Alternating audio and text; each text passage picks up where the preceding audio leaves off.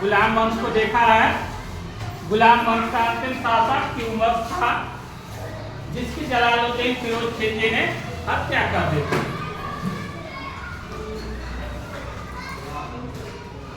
खिलजियों को तुर्क जो है कि निम्न जात का समझते थे, अपने से बहुत नीचा समझते थे। कारण ये था क्योंकि ये तो वास्तव में थे तुर्क, ये नौकरी के चक्कर में भारत आए और आकर के अफगानिस्तान के खल्ज नामक एरिया में बस गए। कहाँ बसे? खल्ज नामक एरिया में। जब खल्ज नामक एरिया में बस गए तो वहां जो है कि वहां का जो भी भाषा था, चाहे जो भी रीति रिवाज था, इनमें पूरी तरह से आ गया। पूरी तरह से नहीं आया, लेकिन फिर भी बहुत सारा अंश आ गया। और इस तरह से जो है कि जब भी तुर्क इनको देखते थे तो इनको लगता था कि ये अफगानी है, ये यहीं के रहने वाले हैं, ये अच्छे नहीं है। फिरोज जलालुद्दीन का जन्म लगभग 1220 ईस्वी में होता है। कब होता है? 1220 ईस्वी में। और वो जो है यहाँ आके नौकरी करता है और धीरे धीरे गयासुद्दीन बलबन का बहुत खास हो जाता है और अंत में बलबन गयासुद्दीन के ही कैकुबाद को मार देता है। और कैकुबाद का जो लड़का होता है 3 साल का क्यूमर्स, उसको भी मार देता है। और मारने के बाद 1290 ईस्वी में खिलजी वंश के खिलजी वंश की स्थापना कर देता है। उसका जन्म हुआ था 1220 ईस्वी में और शासक बना 1290 ईस्वी में, अर्थात लगभग 70 साल की उम्र में बना था, शासक बना। और जो व्यक्ति 70 साल की उम्र में शासक बनता है वो बूढ़ा है, शांति चाहिए होती है। उसे क्या चाहिए? शांति चाहिए। वो झगड़ा और मार से बच के रहना चाहता है। क्योंकि जलालुद्दीन फिरोज खिलजी को जो राज्य मिला था वो तलवार के बल पर मिला था। और जब राजा बना तो बूढ़ा हो गया, इसलिए उसने शांति की नीति अपनाई। जैसे उस समय दिल्ली में बहुत सारे ठग थे, लूट मार हत्याएं बहुत होती थी। उसके बाद इन्होंने दिल्ली में लगभग हजारों ठगों को पकड़वाया और सबको, किसी को कोई नुकसान नहीं पहुंचाया और सीधे उनको बंगाल भेज दिया नाव में बैठा करके। उसके बाद मलिक छज्जू नाम का एक सरदार था कड़ा मानिकपुर का, जो बलबन के खानदान से संबंधित था। उसने विद्रोह किया और उसको विद्रोह को फिरोज जलालुद्दीन ने दबा दिया और उसको भी इसने माफ कर दिया। उसके बाद बहुत सारे ऐसे काम हुए जिसमें इसने शांति की नीति अपनाई रही। जैसे रणथंभौर में गया, वहां भी जो है कि उसने शांति की नीति से ही काम किया। वहां देखा कि यहाँ कोई हमारा चारा नहीं चलने वाला है, मैं उस पर आक्रमण करके भी कुछ नहीं कर पाऊंगा, तो वहां से वो शांति से वापस चला आता है। और वो कहता है कि मैं एक चींटी को भी नहीं मार सकता, मैं इतने बड़े साम्राज्य को कैसे नष्ट करूं। उसके बाद ये जो है कि एक सिद्धा मौला नाम का संत था। कौन था? सिद्धा मौला नाम का एक संत था।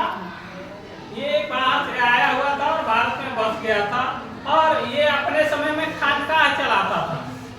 लंगर खानकाह चलाता था, जिसको हम यहाँ की भाषा में लंगर बोलते हैं।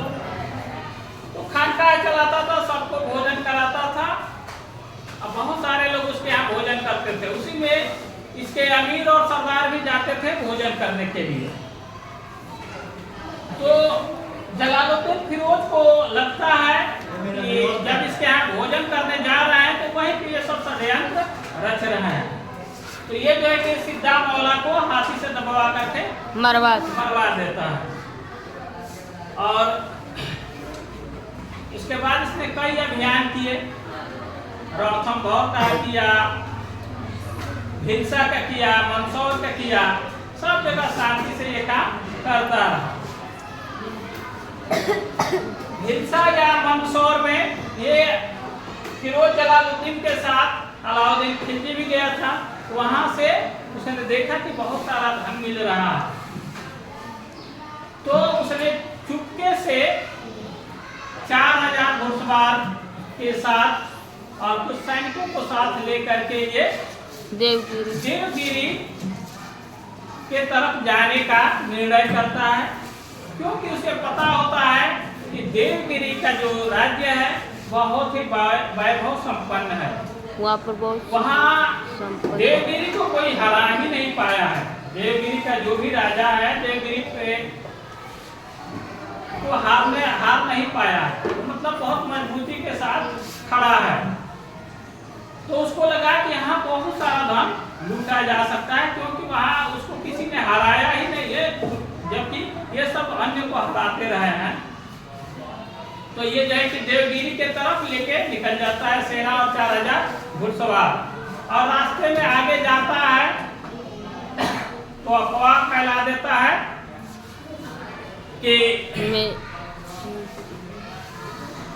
मैं जो है कि नौकरी के लिए तेलंगाना जा रहा हूँ, क्योंकि मैं अपने चाचा फिरोज जलालुद्दीन से नाराज हूँ, दुखी हूँ। और ये धीरे धीरे देवगिरी तक पहुंच जाता है। और वहां का उस समय राजा रामचंद्र देव होता है, जो यादव वंश का था। अचानक रामचंद्र देव पर हमला कर देता है और रामचंद्र देव एकदम चकित हो जाता है और घबरा करके अलाउद्दीन खिलजी से संधि कर देता है, यानी कि समझौता कर लेता है। उसके बाद उसका बेटा जो है शंकर देव, ये कहीं अभियान पर गया होता है, तो इसको पता चलता है कि मेरे पिताजी अलाउद्दीन किसी बाहरी आदमी के साथ वो संधि कर रहा है, वो हार गए हैं। तो वो अपनी सेना लेकर के वापस आता है, जिसमें उसके साथ एक और था नुसरत जलेसरी। ये दोनों वापस आते हैं, तो शंकर देव नुसरत जलेसरी को बोलता है कि आप जो है के किले पर जाइए और उसकी रक्षा करिए, मैं अलाउद्दीन खिलजी को देखता हूँ। शंकर देव अलाउद्दीन खिलजी को हराने वाला ही होता है,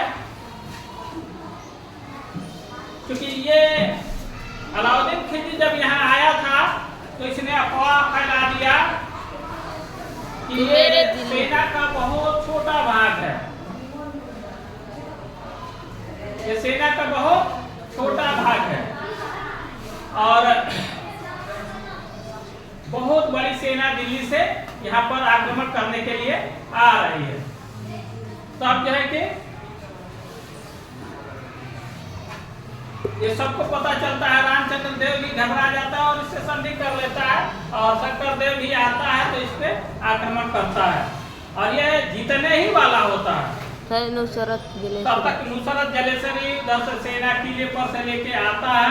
जब शंकर देव इस सेना को देखता है तो घबरा जाता है और संधि करके अलाउद्दीन खिलजी से संधि कर लेता है, समझौता कर लेता है, और इसके बदले में अब उसको बहुत सारा वहां से धन मिलता है, और ये लेकर आता है कड़ा और मानिकपुर, जहाँ इसको सूबेदारी मिली थी। कहाँ की सूबेदारी मिली थी? कड़ा और मानिकपुर की। ये वर्तमान में कौशाम्बी जिले में स्थित है, इलाहाबाद। जब वहां से कड़ा ये मानिकपुर और कड़ा में आता है तो उस समय जलालुद्दीन फिरोज खिलजी ग्वालियर में रहता है, और ग्वालियर में ही इसको खबर मिलती है कि मेरा भतीजा अलाउद्दीन खिलजी देवगिरी में बहुत बड़ी लूटपाट की है, ये बहुत सारा धन वहां से लेके आ रहा है।